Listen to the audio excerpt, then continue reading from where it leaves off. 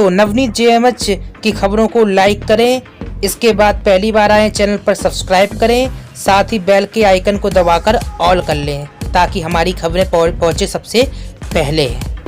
अगर आप एक आंगनबाड़ी कर्मी हैं और आपकी ड्यूटी लगा दी जाती है हॉटस्पॉट या फिर सर्वे के काम में। दरअसल आपको बता दें, कल उत्तर प्रदेश की सीएम ने बैठक की थी और सीएम ने इस बैठक में स्पष्ट कहा था कि जो अभी 1 लाख टेस्टिंग हो रही है उसको बढ़ाकर 1.5 लाख किया जाएगा प्रतिदिन के हिसाब से, और इसी के साथ ही डोर टू डोर सर्वे का काम बहुत ही ज़्यादा बढ़ाया जाएगा। हो सकता है कि बहुत सारे आंगनबाड़ी कर्मी की अभी भी ड्यूटी ना लगी, उनको भी लगा दिया जाए। लेकिन एक चीज़ आपको यहाँ पर याद रखना होगा, जब भी आपकी ड्यूटी लगाई जाए मौखिक तौर पर अगर आदेश दिया जाता है आपके अधिकारियों द्वारा, इस आदेश को आप कहिए उनसे कि लिखित तौर पर दे। जब तक आपको लिखित तौर पर आदेश नहीं मिलता है तब तक ड्यूटी पर मत जाइएगा, क्योंकि अधिकारी मौखिक कार्रवाई कर देते हैं। अगर आपके साथ कोई अप्रिय घटना घटित हो जाती है तो उसका जिम्मेदार कौन होगा, ये सवाल आप अपने अधिकारी से करिएगा। बहुत बड़ा सुझाव हम आपको दे रहे हैं। बिना किसी लिखित कि आप ड्यूटी नहीं करिएगा। जो भी कुछ उस लिखित में लेटर में आएगा आपको उसी हिसाब से ड्यूटी करनी है, उसी हिसाब से काम करना है।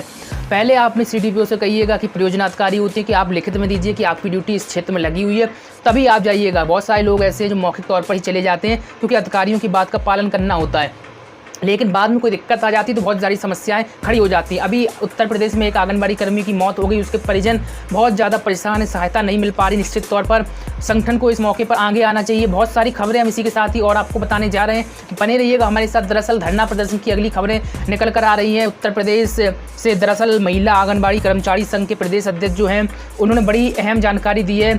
अध्यक्ष जो हैं गिरीश कुमार पांडे, इन्होंने बताया है कि प्रदेश के सभी जिलों में अपनी मांगों के समर्थन में आंगनबाड़ी वर्कर, मिनी और हेल्परों का 7 सितंबर, डेट याद रख लीजिए, 7 सितंबर 2020 को जिला मुख्यालय पर 11 बजे से 2 बजे तक अनशन होगा और इसकी जानकारी मुख्यमंत्री को पत्र के माध्यम से दे दी गई है।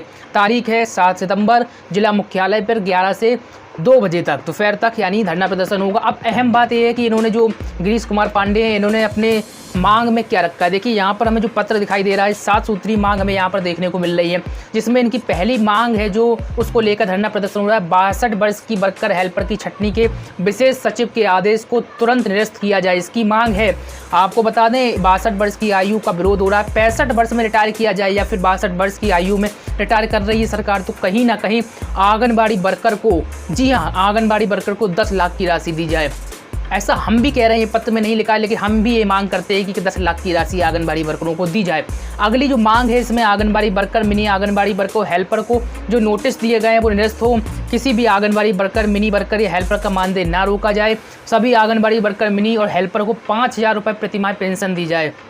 इसी के साथ ही 5 लाख रुपये एक मुश्त फंड दिया जाए और बीपीएल कार्ड दिए जाएं। इन जो वर्कर हैं जो इनके बीपीएल कार्ड बनवाए जाएं, आयुष्मान कार्ड बनवाए जाएं। इन 7 सूत्री मांगों को लेकर जो जिला स्तर पर प्रदर्शन होगा 7 सितंबर से, ये जानकारी निकल कर आ रही है। लेकिन कहीं ना कहीं इस जो मांग पत्र में कहीं ना कहीं राज्य कर्मचारी का भी दर्जा की मांग की जानी चाहिए थी। इसमें पत्र में राज्य कर्मचारी का दर्जा कहीं नहीं लिखा है, सिर्फ इतना लिखा है उपयुक्त मांगों पर ध्यान न दिया गया तो हम सभी अनिश्चितकालीन आंदोलन के लिए मजबूर होंगे और जिनकी समस्त जिम्मेदारी सरकार की होगी। मुख्यमंत्री को यह पत्र भेजा गया है और आपको बता दें उत्तर प्रदेश के सीएम से अवगत कराया गया है कि आंगनबाड़ियाँ विवश हैं, उनके संगठन विवश हैं। अगर मांगों को समाधान नहीं किया गया तो वह धरना प्रदर्शन करेंगे। लेकिन फिलहाल ये जानकारी निकल कर आई 7 सितंबर 2020 को जिला मुख्यालय पर 11 से 2 बजे तक अनशन होगा। लेकिन अनिश्चितकालीन के बारे में जानकारी नहीं निकल कर आ रही। मांगे पूरी नहीं हुई तो अनिश्चितकालीन धरना प्रदर्शन करने के लिए आंगनबाड़ियाँ जो हैं विवश होंगी कहीं ना कहीं। आपको बता दें उत्तराखंड के विकासनगर से अगली खबर देखने को मिल रही है। आपको बता दें विकासनगर बाल विकास परियोजना की ओर से आंगनबाड़ी केंद्रों पर पोषण माह की शुरुआत हो गई है।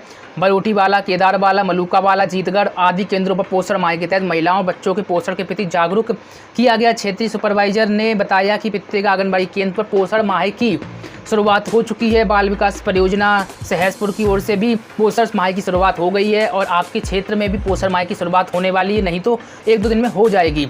आपको जानकारी दे दें अगली खबर जो हरियाणा के कैथल से आ रही है। आंगनबाड़ी कर्मियों की सरकार उपेक्षा कर रही है और इसको लेकर आंगनबाड़ियों ने विरोध किया है। आपको बता दें सोशल डिस्टेंसिंग मास्क का पालन करते हुए आंगनबाड़ी कर्मियों ने विरोध किया है। और आपको बता दें आंगनबाड़ी वर्कर यूनियन की एक बैठक जवाहर पार्क में हुई और बैठक में जो अध्यक्षता है यूनियन की प्रधान कमला इन्होंने की है। बैठक में आंगनबाड़ी वर्करों की समस्याओं पर विचार विमर्श किया गया और फैसला लिया गया कि 3 सितंबर को लघु सचिवालय में जिला स्तर पर सभी वर्करों की ओर से प्रदर्शन किया जाएगा और महिलाओं, बच्चों व अन्य लोगों को कोरोना संकट से बचाने के लिए आंगनबाड़ी कर्मियों की उपेक्षा हो रही है, लेकिन वह अपना काम बहुत ही बखूबी निभा रही हैं। इसी के साथ ही राशन वितरण करने में काफ़ी दिक्कत का सामना हो रहा है, उसके बारे में भी इस प्रदर्शन में आंगनबाड़ियों ने चर्चा की और भी कई ऐसी बातें जो की हैं। इसी के साथ ही आपको 3 सितंबर से धरना प्रदर्शन अनिश्चितकालीन जो है करने का ऐलान किया है। आपको बता दें लघु सचिवालय में जिला स्तर पर सभी वर्करों की ओर से प्रदर्शन किया जाएगा। 3 सितंबर को ये जानकारी निकल कर आ रही है। अगली जो खबर हमें देखने को मिल रही है, आंगनबाड़ी केंद्रों पर बच्चों के नामांकन में खेल, जांच की मांग हुई है। उत्तर प्रदेश के सिद्धार्थनगर से ये खबर है। पहले तो आपको खबर बताते हैं जरा। दरअसल विकास खंड अंतर्गत ग्राम हीर खास व कपिया नकटी स्थित आंगनबाड़ी केंद्र बच्चों के नामांकन में फर्जीवाड़ा देखने को मिला है और जिसकी शिकायत मुख्यमंत्री से भी की गई है। यहाँ बच्चों के लिए आने वाला पोशाक खुले बाजार में बेच दिया गया। सुपरवाइजर की भूमिका भी सवालों के घेरे में। जाहिर सी बात, सुपरवाइजर की संलिप्तता होगी तभी ये काम होगा।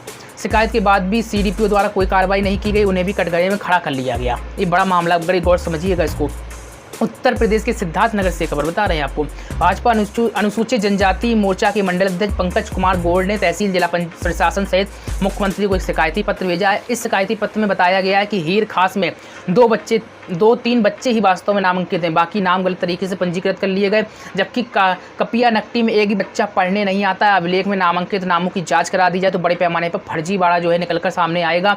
बच्चों व धात्री महिलाओं के लिए आने वाले पोषाहार को कालाबाजारी कर दी जाती है, आरोप लगाए गए हैं। बाल विकास परियोजना अधिकारी भी मिले हुए हैं और इसी के साथ सुपरवाइजर भी मिले हुए हैं, भी आरोप लगाए हैं। उपजिलाधिकारी विकास कश्यप ने कहा कि अगर गड़बड़ी की जा रही तो इसकी जाँच कराई जाएगी। शिकायत सही मिलने पर निश्चित ही कार्रवाई होगी। ये बात SDM है जो उन्होंने कहा है। SDM के माध्यम से CM को यह पत्र भेजा गया। पूरे मामले की जांच कराए जाने की भी मांग हुई है। आपको बता दें अगली खबर बिहार के समस्तीपुर से देखने को मिल रही है। सेविका सहायिकाएं लगातार यहां पर धरना प्रदर्शन जारी रखे हुए हैं। दरअसल आपको बता दें समस्तीपुर के हसनपुर में बिहार राज्य आंगनबाड़ी कर्मचारी संघर्ष समिति के आह्वान पर आंगनबाड़ी सेविका सहायिकाओं ने CDPO कार्यालय के समक्ष धरना प्रदर्शन दूसरे दिन भी जारी रखा। बताया गया है कि बिहार आंगनबाड़ी कर्मचारी संघर्ष समिति द्वारा अपने 17 सूत्री मांगों को लेकर CM समाज कल्याण मंत्री व ICDS निदेशक को कई बार पत्राचार करने के बावजूद भी समस्या का अभी तक समाधान नहीं हुआ है, जिस पर 31 अगस्त से 6 सितंबर तक सांकेतिक हड़ताल करने का फैसला लिया गया था और उसी फैसले के तहत आंगनबाड़ियां बिहार में प्रदर्शन कर रही हैं। आपको बता दें बहुत ही अहम जानकारी है। संघ के प्रखंड अध्यक्ष जो हैं अनीता कुमारी के नेतृत्व में सेविका ने बाल विकास परियोजना कार्यालय पर दूसरे दिन धरना प्रदर्शन जारी रखा। इस दौरान सेविकाओं ने केंद्र और राज्य सरकार से मांग की है महिला प्रवेशिका की प्रोन्नति की सीमा को समाप्त करने की मांग की है। 4G मोबाइल देने सहित 17 मांगे हैं जो उन आंगनबाड़ी कर्मियों की हैं। आपको बता दें जो मोबाइल दिए गए हैं वो मोबाइल अच्छे नहीं, उनको बदल कर नए 4G मोबाइल दिए जाने की मांग की गई है। इस मौके पर कई आंगनबाड़ी कर्मी उपस्थित रहे हैं। अब मोबाइल की बात हो रही तो अगली खबर ही मोबाइल से ही जुड़ी हुई है। दरअसल उत्तर प्रदेश के बहराइच से खबर देखने को मिल रही है। उत्तर प्रदेश में मोबाइल सरकार ने वितरित कर दी, लेकिन मोबाइल की गुणवत्ता इतनी ज़्यादा घटिया है कि आंगनबाड़ी कर्मी परेशान हो गए। जरा सा डाटा सेव करने पे मोबाइल हैंग हो रहे हैं। आपके साथ भी ऐसा हो रहा है तो कमेंट में जरूर बताइएगा। पहली बार चैनल पर सब्सक्राइब करके बेल को दबा लीजिए ताकि देश के किसी भी राज्य से आंगनबाड़ी बहनों चैनल पर आपको सब खबरें मिलेंगी। आपको बता दें उत्तर प्रदेश के बहराइच से खबर है। आंगनबाड़ी कर्मचारी संयुक्त मोर्चा की बैठक हुई है और शासन की ओर से मुहैया कराए गए घटिया मोबाइल को लेकर रोष जताया गया है, आक्रोश प्रकट किया गया। आपको बता दें 7 सितंबर तक फ़ोन बदलने व रिचार्ज की रकम उपलब्ध नहीं कराई गई तो ये लोग ऑनलाइन काम करना बंद कर देंगे। यानी कि आंगनबाड़ी कर्मियों का कहना है 7 सितंबर की अभी डेडलाइन सरकार को दी गई है, जिला स्तर पर प्रशासन को भी दी गई है कि अगर रिचार्ज के लिए पैसे नहीं दिए गए, मोबाइल नहीं बदला गया तो कहीं ना कहीं भाई ऑनलाइन जो काम है डाटा वगैरह फीडिंग है वो सब नहीं देंगी। चूँकि आपको मालूम होगा कि ऑनलाइन डाटा आंगनबाड़ी कर्मियाँ भेज रही हैं, लगातार भेज रही हैं और ये सिर्फ मोबाइल के माध्यम से ही संभव है। लेकिन अगर मोबाइल का पैसा नहीं होगा तो कहाँ से अपने जेब से नहीं भेजेंगी और इसी को लेकर आंगनबाड़ी कर्मियों ने चेतावनी दी है। जिला अध्यक्ष जो है यहाँ की सुनीता ने बताया है कि आंगनबाड़ी कार्यकर्ताओं को स्मार्टफोन के नाम पर घटिया फ़ोन वितरित कर दिए गए जो खराब हो चुके हैं। 2 वर्ष में सिर्फ 2 बार रिचार्ज का पैसा 200 रुपये की दर से दिया गया है।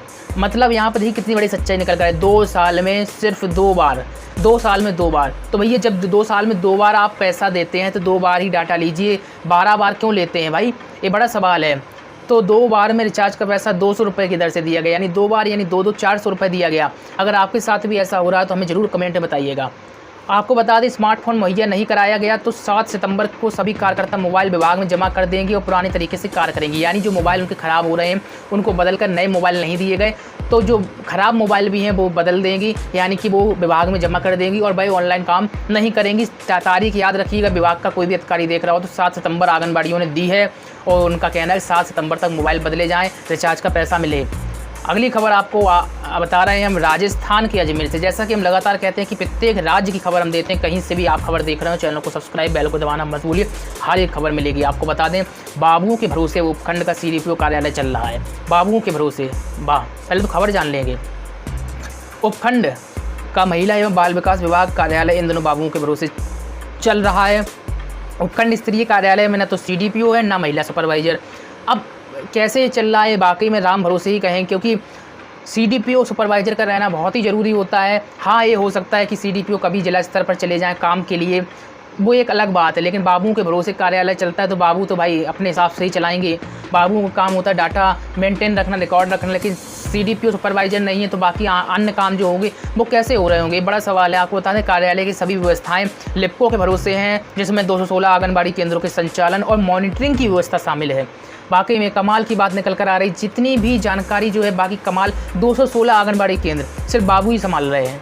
वाकई में बहुत ही बड़ी और बहुत ही बड़ी लापरवाही निश्चित तौर पर निकल कर आ रही है। आंगनबाड़ी कार्यकर्ता के जितने भी 216 केंद्र बताए जा रहे हैं, इन सबका जो काम है बाबुओं के ही भरोसे है। CDPO सुपरवाइजर यहाँ पर नहीं है।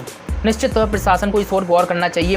उत्तर प्रदेश के बनारस से अगली खबर देखने को मिल रही है। अनुपस्थित मिलने पर CDO ने कई का वेतन रोक दिया है और वाराणसी के विकासखंड बड़ा गांव में औचक निरीक्षण उनका हुआ है।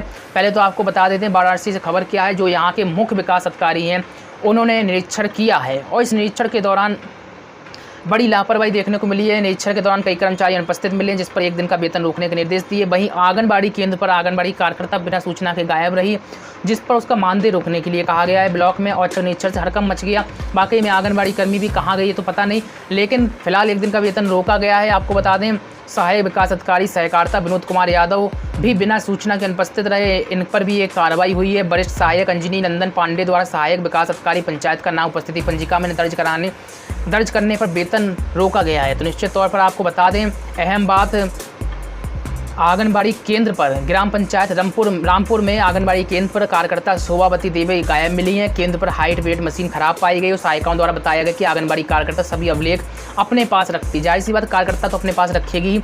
उनका अग्रिम आदेश तक मानदेय रोका गया है, यानी कि जब तक CDO नहीं चाहेंगे तब तक मानदेय रोका रहेगा। ग्राम पंचायत रामपुर में निर्मित सामुदायिक शौचालय का भी उन्होंने औचक निरीक्षण किया है। तो निश्चित तौर पर ये आंगनबाड़ी कर्मी के ऊपर बड़ी कार्रवाई हुई है, जिसके बाद स्पष्टीकरण तलब होगा और भी जानकारी जो आंगनबाड़ी कर्मी अपने हित में देगी, उसके बाद वेतन जारी होगा। कहीं ना कहीं आंगनबाड़ी के ऊपर एक बहुत ही बड़ी कार्रवाई हुई जो काफ़ी दुखद है उसके लिए। अगली खबर आपको बताएं, सचिव निलंबित CEO CDPO सुपरवाइजर को नोटिस दिया है। छत्तीसगढ़ के बलरामपुर से एक खबर है। आपको बता दें जनपद पंचायत बाड्राफ नगर के ग्राम पंचायत भगवानपुर के ग्राम केनापारा में कुपोषित कोड़ाकू बच्चे की मौत के मामले में आखिरकार प्रशासन जग गया है और बलरामपुर कलेक्टर श्याम ने मृत बालक में के नाना बिफन राम का राशन कार्ड नहीं बनाए जाने के मामले को लेकर क्षेत्र सचिव को निलंबित कर दिया और CEO को कारण बताओ नोटिस जारी कर दिया है। निश्चित तौर पर ये लापरवाही देखी गई है, जिसके बाद जिलाधिकारी ने एक बड़ी कार्रवाई की है। कहीं ना कहीं इस मामले को लेकर गंभीरता से लिया गया है। इसमें आपको बता दें अहम बात यह है कि परियोजना अधिकारी व पर्यवेक्षक से भी मांगा गया है जवाब। आपको बता दें परियोजना के बेहतर क्रियान्वयन के लिए एकीकृत बाल विकास परियोजना बाड्रफ नगर की परियोजना अधिकारी महेश तथा सेक्टर पर्यवेक्षक बढ़ती कला सुशीला मरकान को भी महत्वपूर्ण जिम्मेदारी दी गई थी, किंतु भगवानपुर के केनापारा में 2 आंगनबाड़ी केंद्र संचालित होने के बावजूद मृत बच्चे का नाम दर्ज न होने पर विभागीय योजना का उसको लाभ नहीं मिल पा रहा था। फलस्वरूप बालक के कुपोषण का शिकार होने से मृत्यु हो गई और उक्त अधिकारियों द्वारा समय समय पर योजनाओं के बेहतर क्रियान्वयन तथा हितग्राहियों को लाभान्वित करने के मूल्यांकन, यानी एक तरफ से समझ लीजिए पूरी कहानी लिखी हुई है, लेकिन कार्रवाई परियोजना अधिकारी पर भी हुई है और उनसे जवाब मांगा गया इस मामले को लेकर। जाते जाते एक महत्वपूर्ण खबर और आपको दे देते हैं। उत्तर प्रदेश से महत्वपूर्ण खबर निकल कर आ रही, कहीं ना कहीं इस खबर को आज आपको समझना चाहिए, जानना चाहिए। आखिरकार खबर क्या है पहले हम जानते हैं। आपको बता दें सितंबर माह शुरू हो चुका है और थोड़ा सा खबर आपको हो सकता है लेट मिल रही हो, लेकिन आपको बता दें अहम इस पत्र में जो है अहम बात क्या है, उत्तर प्रदेश से खबर है। और आपको बता दें महानिदेशक ने एक समस्त जिलाधिकारियों मुख्य विकास अधिकारियों को यह पत्र भेजा है। आपको बता दें पोषण माह को लेकर यह पत्र, राष्ट्रीय पोषण माह के आयोजन के संबंध में यह पत्र लिखा गया है। अहम बातें आपको बता दें क्या क्या है इस पत्र में, पहले तो हम देख लेते हैं। आपको बता दें बहुत सारे जो नंबर हैं, बहुत ही अहम बातें निकल कर आ रही। पत्र में बताया गया है महानिदेशक की ओर से कि सितंबर 2020 को राष्ट्रीय पोषण माह के रूप में मनाया जाएगा, यानी पूरा महीना मनाया जाएगा। पोषण अभियान का शुभारंभ प्रधानमंत्री द्वारा बच्चों और महिलाओं के पोषण में स्तर में सुधार के लिए किया गया है। 2018 से बच्चों, किशोरियों और महिलाओं में पोषण के स्तर सुधारने के लिए अभियान चल रहा है, यानी 2018 से चल रहा है और अब 1 सितंबर माह में फिर से स्टार्ट कर दिया गया। आपको बता दें, सर्वप्रथम गंभीर तीव्र कुपोषित यानी कि SAM बच्चों को प्रारंभिक पहचान आवश्यक है, जिससे प्रारंभिक उपचार के माध्यम से गंभीर परिणामों से बचाव किया जा सके। आपको बता दें, स्तनपान के साथ ऊपरी आहार के माध्यम से बच्चों में कुपोषण के स्तर में कमी लाना, जो राष्ट्रीय पोषण अभियान चल रहा है, इसके तहत क्या क्या गतिविधियां होंगी उनकी जानकारी महानिदेशक ने दी है। और आपको बता दें, पोषण माह के आयोजन हेतु विभिन्न विभागों के लिए सुझावात्मक गतिविधियां संलग्न हैं। पोषण माह में कुपोषण के स्तर में कमी लाने के लिए यह काम किया जा रहा है। आपको बता दें, और भी अहम जानकारी है, राष्ट्रीय पोषण माह 2020 की सफलता हेतु जनपद में mass media, outdoor media, print media और सोशल मीडिया का व्यापक स्तर पर प्रयोग किया जाए, ये बात निकल कर आ रही है। जो महानिदेशक है S राधा चौहान, सब उन्होंने निर्देश दिए। समस्त जिला कार्यक्रम अधिकारियों को भी ये निर्देश दिए गए हैं, BSA को भी ये निर्देश दिए गए हैं। वहीं आपको बता दें, बहुत ही अहम जानकारी ये भी है कि पोषण संबंधी गतिविधियों के आयोजन में सामुदायिक भागीदारी और जनमानस की उपलब्धता भी सुनिश्चित की जाएगी। पोषण माह की गति को इस वर्ष भी बनाए रखने के लिए तृतीय राष्ट्रीय पोषण माह सितंबर 2020 में मनाया जा रहा है, क्योंकि ये महीना शुरू हो चुका है और ये कार्यक्रम भी शुरू हो चुका है। और राष्ट्रीय पोषण माह 2020 में 2 गतिविधियों पर विशेष तौर पर बल दिया जाएगा। बहुत ही अहम जानकारी अभी हम और बताएंगे। प्यार भरा लाइक कर दीजिए, शेयर करना मत भूलिएगा। उत्तर प्रदेश से एक खबर आपको बता रहे हैं, संपूर्ण उत्तर प्रदेश के जिलों में यह लागू होगी, जो हम आपको खबर बता रहे हैं। कौन कौन सी 2 चीज़ें हैं, 2 गतिविधियां, उन पर बल दिया जाएगा। SAM बच्चों का चिन्हांकन एवं अनुश्रवण वृक्षारोपण की अभियान चलाया जाएगा, जिसमें किचन गार्डन को प्रोत्साहित किया जाएगा। ये दो जो मामले हैं, गतिविधियां, इन पर विशेष बल दिया जाएगा, महानिदेशक का कहना है। इसी के साथ ही SAM बच्चों का चिन्हांकन अनुश्रवण क्या है, आपको बता दें, 5 वर्ष से कम बच्चों में व्यापक रोग एवं मृत्यु दर कुपोषण का एक प्रमुख कारण है। SAM बच्चों का शीघ्र चिन्हांकन एवं संदर्भन कुपोषण की जटिलता को कम करता है, इसलिए पोषण माह 2020 का एक प्रमुख उद्देश्य रोग बच्चों का शीघ्र चिन्हांकन एवं संदर्भन करना है। तो ये प्रमुख बातें महानिदेशक के पत्र में हमें देखने को मिल रही हैं। आपको बता दें, किचन गार्डन का भी यहाँ पर उल्लेख किया गया। किचन गार्डन का समस्त आंगनबाड़ी केंद्र एवं सामुदायिक भूमि पर प्रोत्साहन यानी वृक्षारोपण अभियान चलाया जाएगा, जिसमें फल एवं सब्जियां सूक्ष्म पोषक तत्व के महत्वपूर्ण स्रोत और इन पोषक तत्वों पर नियमित आहार का सम्मिलित करना अच्छे स्वास्थ्य के लिए है, यानी कि जानकारी दी गई। लेकिन काम क्या करना होगा आंगनबाड़ियों को, ये बात कर लेते। सितंबर माह में साग सब्जियों एवं फलों के रोपण का उचित समय माना गया, इसलिए पोषण के लिए पौधे अभियान किचन गार्डन के विकास हेतु क्षेत्र स्तर पर प्रोत्साहित किया जाएगा। न्यूट्री गार्डन के माध्यम से सरकारी स्कूलों, आवासीय स्कूलों के आंगनबाड़ी केंद्रों, ग्राम पंचायत की भूमि को प्राथमिकता प्रदान की जाएगी, जिससे गरीब परिवार, बच्चे, महिलाएं सीधे लाभान्वित हो सकेंगे। तो बड़ी अहम जानकारी निकल कर आ रही है, जो महानिदेशक का यह पत्र जारी हुआ है। इसी के साथ ही पोषण विषय पर ऑनलाइन प्रतियोगिता भी आयोजित की जाएगी, जिसमें जन्म के प्रथम 1000 दिवस का महत्व, पोषण युक्त खाना, डायरिया, स्वच्छता पर भी विशेष बल दिया जाएगा। और इसी के साथ ही डिजिटल पोषण पंचायत का आयोजन होगा, वेबिनार्स यानी कि वीडियो कॉन्फ्रेंस का आयोजन होगा, ये पूरे माह के लिए है। इसी के साथ ही आपको बता दें, social media, Twitter, Facebook, Instagram पर जो भी गतिविधियां होंगी उनको शेयर किया जाएगा। दूरदर्शन, रेडियो आदि पर भी प्रसारित किया जाएगा और ज़्यादा से ज़्यादा लोगों की सहभागिता इसमें होगी। और आपको बता दें, कोविड-19 प्रोटोकॉल का भी पालन किया जाएगा। ऐसा नहीं है कि प्रोटोकॉल का पालन ना हो। इसको लेकर विभागीय कर्मचारियों और लाभार्थियों द्वारा आपस में अपेक्षित दूरी, हाथ धोने, सैनिटाइजेशन आदि की कार्रवाई भी होगी। देखिए, कार्यक्रम सभी चलेंगे, लेकिन नियम के तहत चलेंगे। ये इस पत्र में यही बात जो है खास निकल कर आ रही है। और आपको हम लगातार ही खबरें देते रहते हैं। उत्तर प्रदेश के समस्त जिलों से ये खबर आ रही थी। ये पत्र समस्त जिलों के लिए है। बहुत ही अहम जानकारी हमने आपको दी है। कैसी लगी है कमेंट में बताइएगा, और कुछ मन में सवाल हैं, सुझाव तो भी रखिएगा। लाइक और शेयर करना मत भूलिए। फिर मिलते हैं आपसे नई अपडेट, बने रहिएगा चैनल के साथ। नमस्कार।